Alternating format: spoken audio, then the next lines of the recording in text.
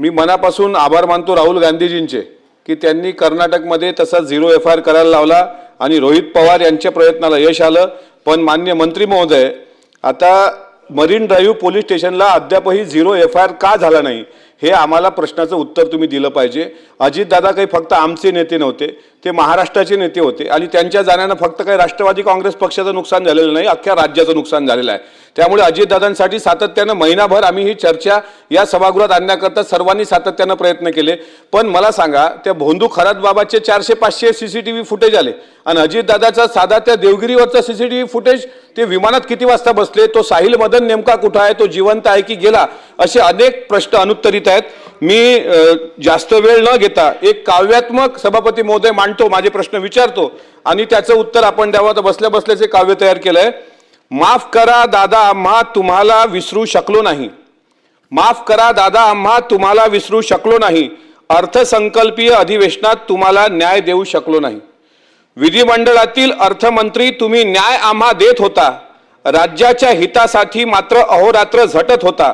सातत्याने प्रयत्न करून हाती काही आले नाही। माफ करा दादा, आम्हा तुम्हाला न्याय देऊ शकलो नाही। जिथे असाल तिथून आम्हा वारे पठ्ठ्या म्हणत असाल, दुनियेला न्याय देणारा मी अन्याय पाहून हसत असाल। कामाच्याच माणसाला आम्ही समजू शकलो नाही। माफ करा दादा, आम्हाला तुम्हाला विसरू शकलो नाही। काळजाचा विषय तुमचा महाराष्ट्र का हो पेटला नाही। ब्लॅक बॉक्स तर सोडा, साधा CCTV दिसला नाही। FIR देतेवेळी पोलीसवाला हसत होता, खाकी वर्दीतला अधिकारी त्या दिवशी खुश दिसत होता।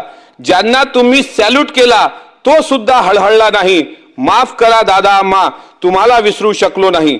जनता दरबार तुमच्या, तुम्ही घेतलेला जनता दरबार तोच तुमच्या कामी येईल। त्याच दरबारातील जनता अपमानाचा बदला घेईल। सरकार सत्ता येईल जाईल, न्यायाचा वादा मिळणार नाही। कितीही पिढ्या खपल्या तरी अजितदादा घडणार नाही। माफ करा दादा, आम्हाला तुम्हाला विसरू शकलो नाही। अर्थसंकल्पीय अधिवेशनात तुम्हाला न्याय देऊ शकलो नाही। मी मायबाप सरकारला विनंती करतो, अजितदादांच्या विमानाचा घातपात होता की अपघात होता हे महाराष्ट्राच्या जनतेसमोर आणणं हे आपली त्यांना खरी श्रद्धांजली ठरेल। दादांच्या मुळे आज या अधिवेशनात शेवटचं भाषण हे दादांवरच करून मी या ठिकाणी थांबतो। धन्यवाद।